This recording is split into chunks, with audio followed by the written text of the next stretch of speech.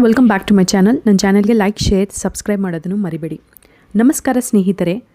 Cancer ಚಿಕಿತ್ಸೆ ಪಡೆಯುತ್ತಿರುವವರು ಯಾವ ಆಹಾರ ಸೇವಿಸಬೇಕು, ಯಾವ ಆಹಾರಗಳನ್ನು ತಪ್ಪಿಸಬೇಕು ಎಂಬ ಪ್ರಶ್ನೆ ಬಹಳ ಮುಖ್ಯ. WHO ರಿಪೋರ್ಟ್ಸ್ ಪ್ರಕಾರ 2030 ಒಳಗಡೆ every 1 in 5 persons cancer affected patients ಇರುತ್ತಾರೆ. ಕ್ಯಾನ್ಸರ್ ಪೇಷಂಟ್ಸ್ನಲ್ಲಿ ಡಯಟ್ ಫಾಲೋ ಮಾಡೋದು ಬಹಳ ಇಂಪಾರ್ಟೆಂಟ್. ಇದು ಆಂಕೋ ನ್ಯೂಟ್ರಿಷನ್. ಡ್ಯೂರಿಂಗ್ ಕೀಮೊಥೆರಪಿ ಮತ್ತು ರಿಕವರಿ ಫೇಸ್ನಲ್ಲಿ ನಿಮಗೆ ಸಾಕಷ್ಟು ಬಾಡಿ ರಿಪೇರ್ ಆಗ್ತಾ ಇರ್ತದೆ ಮತ್ತು ರಿಕವರಿ ಆಗ್ತಾ ಇರ್ತದೆ. ಅದಕ್ಕೆ ಆದಷ್ಟು ಬ್ಯಾಲೆನ್ಸ್ಡ್ ಫುಡ್ ಕೊಡ್ತಾಯಿರಿ. ಕ್ವಾಂಟಿಟಿಗಿಂತ ಕ್ವಾಲಿಟಿ ಮೇಂಟೈನ್ ಮಾಡಿ.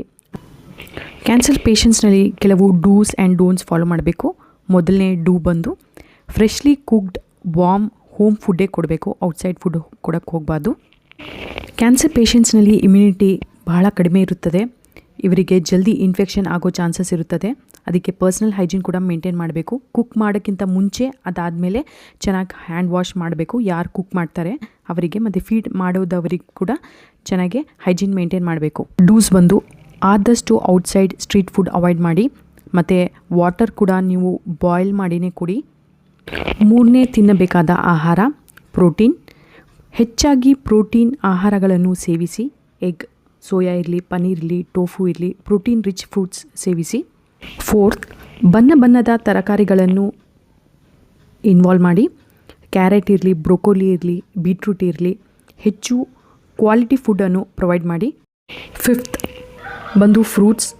ಆದಷ್ಟು ಫ್ರೂಟ್ಸ್, ಆ್ಯಪಲ್ ಇರಲಿ, ಏನಾದರೂ ಇರಲಿ, ಪೀಲ್ ಮಾಡದೆ ಸೇವಿಸಿ. ಯಾಕಂದರೆ ಅದರಲ್ಲಿ ಪೆಸ್ಟಿಸೈಡ್ಸ್ ರೆಸಿಡ್ಯೂಯಲ್ ಇರಬಹುದು. ಆದಷ್ಟು ವಾಶ್ ಮಾಡಿ, ಇಲ್ಲಂತಂದರೆ ನೀವು ಸಾಲ್ಟ್ ವಾಟರ್ನಲ್ಲಿ ಚೆನ್ನಾಗಿ ವಾಶ್ ಮತ್ತು ಪೀಲ್ ಮಾಡಿನೇ ಚೆನ್ನಾಗಿ ಕ್ಲೀನ್ ಮಾಡಿ ಸೇವಿಸಬಹುದು.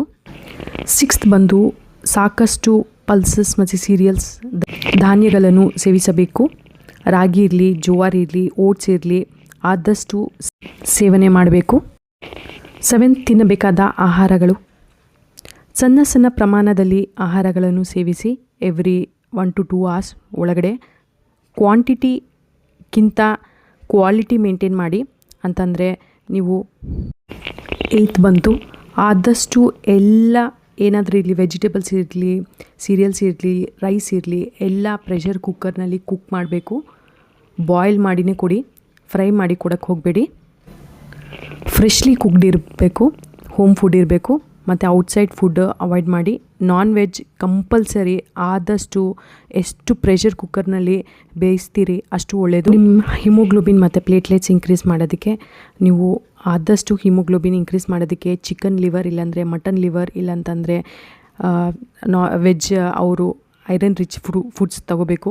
ಮತ್ತು ಪ್ಲೇಟ್ಲೆಟ್ಸ್ ಇನ್ಕ್ರೀಸ್ ಮಾಡೋದಕ್ಕೆ ಕಿವಿ, ಪಪ್ಪಾಯ ಸೇವನೆ ಮಾಡ್ತಾ ಇರಬೇಕು. ಯಾಕಂದರೆ ಇದರಿಂದ ನಿಮ್ಮ ಸೆಲ್ ಕೌಂಟ್ಸ್, ಕೀಮೊಥೆರಪಿಯಿಂದ ಸೆಲ್ ಕೌಂಟ್ಸ್ ಕೆಳಗಡೆ ಆಗುತ್ತದೆ. 10th ಟಿಪ್ ಬಹಳ ಇಂಪಾರ್ಟೆಂಟ್. ನಿಮ್ಮ ಬಾಡಿ ಹೈಡ್ರೇಷನ್ನಲ್ಲಿ ಇರಬೇಕು. ಯಾವಾಗಲೂ plenty of water, 2 to 3 liters of water compulsory daily ನೀವು ಕುಡಿತಾನೇ ಇರಬೇಕು. ಡ್ಯೂರಿಂಗ್ ಕೀಮೊಥೆರಪಿ ಸಾಕಷ್ಟು ಡೆಡ್ ಸೆಲ್ಸ್ ಮತ್ತು ಕ್ಯಾನ್ಸರ್ ಸೆಲ್ಸ್ ಡೆಡ್ ಆಗಿರ್ತದೆ. ಇದೆಲ್ಲ ಬಾಡಿಯಿಂದ ಫ್ಲಶ್ ಆಗಬೇಕು ಅಂತಂದರೆ ಥ್ರೂ ಯೂರಿನ್, ವಾಟರೇ ಇಂಪಾರ್ಟೆಂಟ್ ಮೀಡಿಯಾ. ಬಟರ್ ಮಿಲ್ಕ್ ಮಾಡ್ಕೊಳ್ಳಿ, ಇಲ್ಲಾಂದರೆ ಫ್ರೂಟ್ ಜ್ಯೂಸ್ ಮಾಡ್ಕೊಳ್ಳಿ, ಇಲ್ಲಾಂದರೆ ವೆಜಿಟೇಬಲ್ ಸೂಪ್ ಮಾಡಿಕೊಂಡು ಬಾಡಿಗೆ ಹೈಡ್ರೇಷನ್ ಮಾಡ್ಕೋಬೋದು. ನಿಮ್ಮ ಕ್ಯಾನ್ಸರ್ ಕೀಮೊಥೆರಪಿ ಟ್ರೀಟ್ಮೆಂಟ್ ಇರಲಿ, ರೇಡಿಯೋಥೆರಪಿ ಇರಲಿ, ನಿಮ್ಮ ಬಾಡಿ ರಿಪೇರ್ ಆಗ್ತಾ ಇರ್ತದೆ, ರಿಕವರಿ ಕೂಡ ಆಗ್ತಾ ಇರ್ತದೆ. ಅದಕ್ಕೆ ನೀವು ರಿಕವರಿ ಟೈಮಿಗೆ ನೀವು ಆದಷ್ಟು ಬ್ಯಾಲೆನ್ಸ್ಡ್ ಫುಡ್ಡನ್ನು ಸೇವಿಸಬೇಕು. ಈಗ ನೆಕ್ಸ್ಟ್, ಕ್ಯಾನ್ಸರ್ ಪೇಷಂಟ್ಸ್ ಯಾವ ಫುಡ್ ಅವಾಯ್ಡ್ ಮಾಡಬೇಕು, ಡೋಂಟ್ಸ್ ನಾವು ಈ ವಿಡಿಯೋ ಮೂಲಕ ನೋಡ್ಬೋದು. ಮೊದಲನೇದಾಗಿ ಟೆಂಡರ್ ಕೋಕೋನಟ್. ನೆಕ್ಸ್ಟ್ ಬಂದು ಚೀಸ್. ಇದರಲ್ಲಿ ಕಂಟ್ಯಾಮಿನೇಷನ್ ಆಗೋ ಚಾನ್ಸಸ್ ಜಾಸ್ತಿ ಇರುತ್ತದೆ, ಅದಕ್ಕೆ ಅವಾಯ್ಡ್ ಮಾಡಬೇಕು. ಮೂರನೇದು, ಆದಷ್ಟು ಸೀ ಫುಡ್ ತಿನ್ನೋದು ಅವಾಯ್ಡ್ ಮಾಡಿ. ಯಾಕಂದರೆ ಕಂಟ್ಯಾಮಿನೇಷನ್ ಆಗೋ ಚಾನ್ಸಸ್ ಬಹಳ ಇರುತ್ತದೆ. ಯಾಕೆಂದರೆ ನೀವು ಫ್ರೈ ಮಾಡ್ತೀರಿ, ಕುಕ್ ಮಾಡಲ್ಲ, ಅದಕ್ಕೆ ಕಂಟ್ಯಾಮಿನೇಷನ್ ಆಗೋ ಚಾನ್ಸಸ್ ಜಾಸ್ತಿ ಇರ್ತದೆ. ಮತ್ತು fourth don'ts in cancer patients ಬಂದು ಆದಷ್ಟು ಸ್ಟ್ರೀಟ್ ಫುಡ್ ತಿನ್ನೋದು ಅವಾಯ್ಡ್ ಮಾಡಿ during cancer and after cancer treatment. Fifth don'ts ಬಂದು ಶುಗರಿ ಡ್ರಿಂಕ್ಸ್ ಇರಲಿ, ಶುಗರಿ ಚಾಕ್ಲೇಟ್ಸ್, ಇಲ್ಲಾಂದರೆ ಶುಗರಿ ಪ್ರಾಡಕ್ಟ್ಸ್ ಇರಲಿ, ಮೈದಾ ಪ್ರಾಡಕ್ಟ್ಸ್ ಇರಲಿ ತಿನ್ನೋದನ್ನು ಸ್ಟ್ರಿಕ್ಟಾಗಿ ಸ್ಟಾಪ್ ಮಾಡಿ. Tip number 6, no smoking and no alcohol. ಸ್ಟ್ರಿಕ್ಟಾಗಿ ಫಾಲೋ ಮಾಡಿ ಕ್ಯಾನ್ಸರ್ ಪೇಷಂಟ್ಸ್. ನೆಕ್ಸ್ಟ್ ಡೋನ್ಸ್ ಬಂದು ಕಚ್ಚಾ ಆಹಾರ, ಕಚ್ಚಾ ಮೊಟ್ಟೆ ಇರಲಿ, ಮೀನಿರಲಿ, ನಾನ್ ವೆಜ್ ಇರಲಿ, ಎಕ್ಸ್ಪೆಷಲಿ ಅನ್ಪ್ಯಾಸ್ಚರೈಸ್ಡ್ ಮಿಲ್ಕ್ ಇರಲಿ, ಇದನ್ನು ಕಚ್ಚಾ ಸೇವಿಸಲೇ ಹೋಗಬಾರದು. 8th ಮತ್ತು 9th ಡೋನ್ಸ್ ಬಂದು ಪರ್ಸ್ನಲ್ ಹೈಜೀನ್ ಮೇಂಟೈನ್ ಮಾಡಬೇಕು. ಕುಕ್ ಮಾಡೋಕ್ಕಿಂತ ಮುಂಚೆ ಆಮೇಲೆ ಮತ್ತು ಆದಮೇಲೆ ನಿಮ್ಮ ಕೈಗಳನ್ನು ತೊಳೆಯಬೇಕು ಮತ್ತು ಡೈಲಿ ಸ್ನಾನ ಮಾಡಬೇಕು. 10th ಡೋನ್ಸ್ ಇದು ಖಂಡಿತ ಫಾಲೋ ಮಾಡಬೇಕು. ಡಾಕ್ಟರ್ ಸಲಹೆ ಇಲ್ಲದೆ ಯಾವುದೇ ಹರ್ಬಲ್ ಅಥವಾ ಆಯುರ್ವೇದಿಕ್ ಸಪ್ಲಿಮೆಂಟ್ಸ್ ತೆಗೆದುಕೊಳ್ಳಬೇಡಿ. ಏನಾದರೂ ಇಲ್ಲಿ ನಿಮ್ಮ ಡೈಟಿಷಿಯನ್ಸ್ ಇಲ್ಲಂತಂದರೆ ಡಾಕ್ಟರ್ ಹತ್ರನೇ ಕೇಳಿನೇ ಏನು ತಗೋಬೇಕು ಏನು ತಗೋಬಾರ್ದು ಅಂತ ಫಾಲೋ ಮಾಡಬೇಕು. ಈ ವಿಡಿಯೋ ನಿಮಗೆ ಇಷ್ಟವಾದರೆ ಖಂಡಿತ ಲೈಕ್, ಶೇರ್ ಆ್ಯಂಡ್ ಸಬ್ಸ್ಕ್ರೈಬ್ ಮಾಡೋದನ್ನು ಮರಿಬೇಡಿ. ಮೊದಲಾಲು ಥ್ಯಾಂಕ್ ಯು.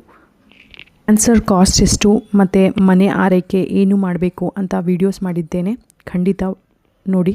Thank you.